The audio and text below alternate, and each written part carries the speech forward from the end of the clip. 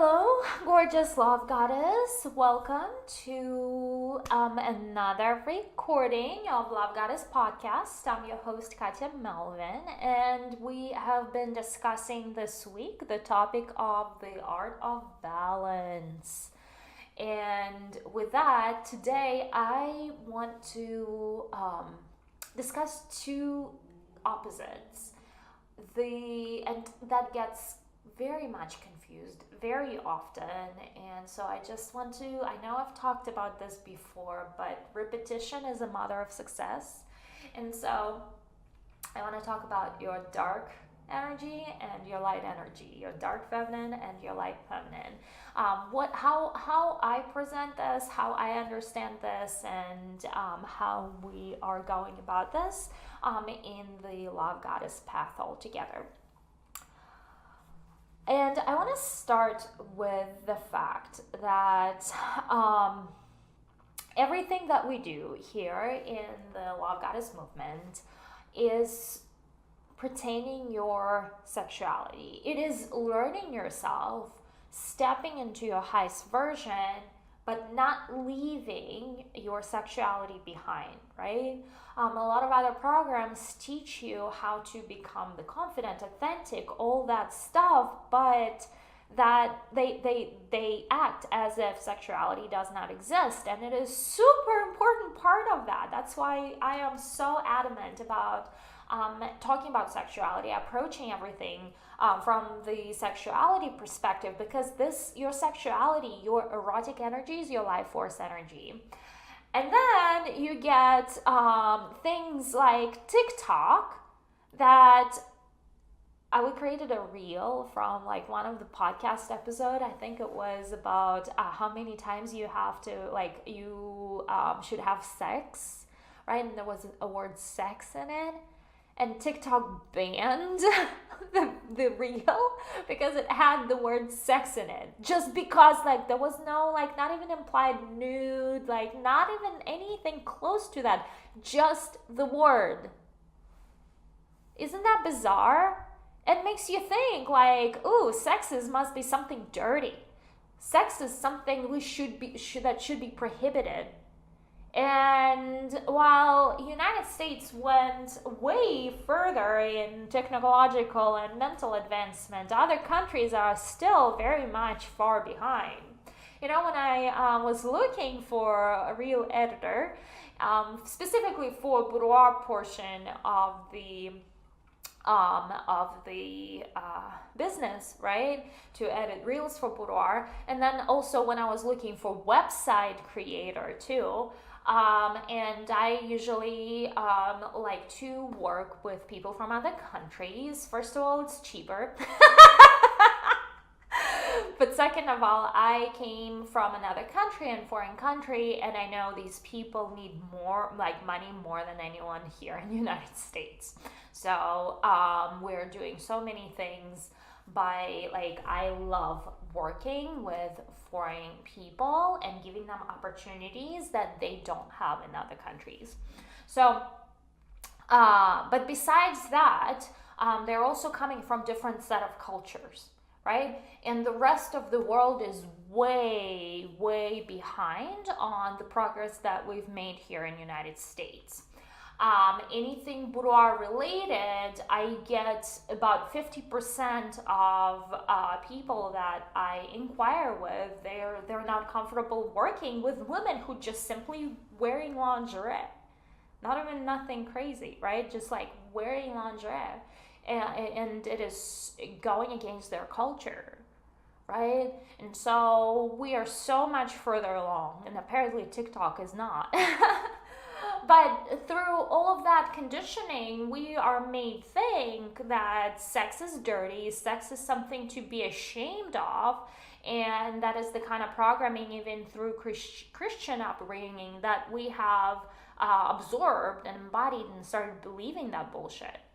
And so when we go from that place, of course you'll be stripped off of your sexuality. And of course, and yes, that's why a lot of coaches would not even go there with you, because they themselves probably need work done in that area because of social programming, right?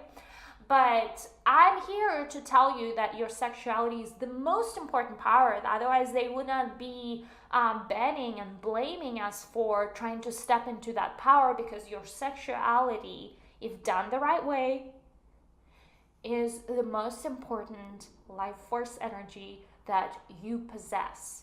That is why the rest of the world is adamant about suppressing that in women particularly.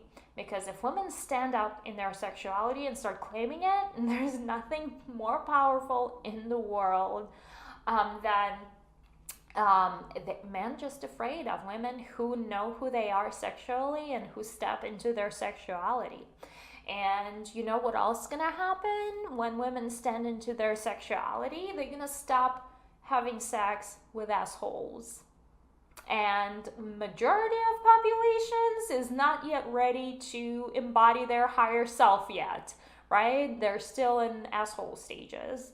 They're still filled with low vibe vibrations, emotions of greed, and all that stuff that lowers the vibration. But when women, and you know, this is so funny, like I remind myself every morning, why am I doing what I'm doing? What's the big picture? Like, yes, I want to help women and serve women, but like, go big with it. Like, what if you were to make an impact on the entire world? How would that, like, what you do reflects on the entire world? And so the answer that I give myself is the way I impact the entire world is when women know and step into their sexuality, they will stop having sex with assholes. They will start procreating assholes. There will, if they carefully choose good quality men who value themselves, who value women, value family. In doing that, the entire, like, there would not be wars, because people that they would carefully choose would not have that emotion of anger, and the entire world will be stripped of anger that created wars. The entire philosophy of lack, that there is not enough and there has to be a war about oil, like the entire philosophy that the world has, that there's lack of something, lack of resources. There's nothing lack in the universe. The universe does not have lack of anything. And so that is the big impact. But I know I got carried away again, because today I came to talk to you about the light feminine and the dark feminine, right? And the dark feminine is exactly, that's where the confusion is happening. The dark feminine does not mean that you are allowed to go outside of your value system and hurt a person, kill a person, be mean to a person. Anytime it feels bad, anytime it feels icky, anytime you have like that reaction to it, that like, hey, this is not cool, it's not okay, your inner guidance system tells you this is not cool. But what dark feminine implies, when you step into your energy and explore your deepest fears and traumas, and you heal from that, and you step into that power, and now you operate from a place of power and a place of charge, by going into dark places that you were scared to go before. You did shadow work, right? You did shadow work by doing that and healing that. It requires, shadow work is required to go deep and down and feel and work through. Don't get stuck there for very long, because the more you're stuck there, the more you're activating the same vibration and you're recreating that in your life. I want for you to face it, because what has happened, you had an experience either early childhood, and you shoved it because you couldn't understand what that was about, and it is now in your subconscious, and it's controlling your life. You made decisions based on that fear that you had as a child that you couldn't process it, and now you are not aware of it, right? So, or you had trauma around it and you shoved it without facing it. And so shadow work is facing those dark emotions that you have, right? And working through them. If you need to cry through them, right? So that is a shadow work, right? Dark feminine, in my understanding, and I know there will be so many different theories and so many different ways to explain this, is your ability to step into your place of power, so masculine place, right? Be in charge and embody your opposite side, right? But even when I teach that to my students in a form of BDSM, for example, right? Stepping into your dominant side and embodying that version and getting to play it out, and again, played out based on a form of consent, based on your own values, not overstepping your own values or boundaries, right? When you play that out from that place of consent and it does not create feelings of disconnect and discomfort for you, doing that is also a way to heal yourself. It's your healing work that you are doing through stepping into that energy that on the outside looks dark, but it has that healing effect. It doesn't mean you making another person feel pain and you are absolutely hating it, because that would be wrong, and your guidance system is telling you not to go there, right? But doing what's aligned within you that is consensual with another person and not destroying any boundaries that you have set or rules you have created is so important, because that kind of work could be healing work. Okay, and I'm talking about certain aspects of BDSM, not swinging or lifestyle. That's a completely different animal, and that is not at all, in my opinion. I do not believe, and maybe there will be aspects, healing aspects about it, but to me, it's sex addiction. And any form of addiction is rooted in trying to numb yourself from something else, right? You try to possess another body and another body and another body, therefore you walking away further from the inner whatever that you're seeking, right? I am not a swinger, that's why I'm not, and if you're into lifestyle, that's great, that's not for me, for many reasons. Also for spiritual connection. When you sleep with another person, you take on their energy and their whole history, and you start carrying that within your energetic field. And imagine if you sleep with a person once a week within your person, oh my God, you are carrying all that stuff with you. You to the point where you get their illnesses too, you unconsciously. So that's the problem with a lot of people don't understand the energetics of that kind of work, right? And I'm here talking to you from a place of being a priestess, knowing at least the ropes of energy work and how it all connects, right? So swinging is not at all similar to BDSM, and those should be completely separate.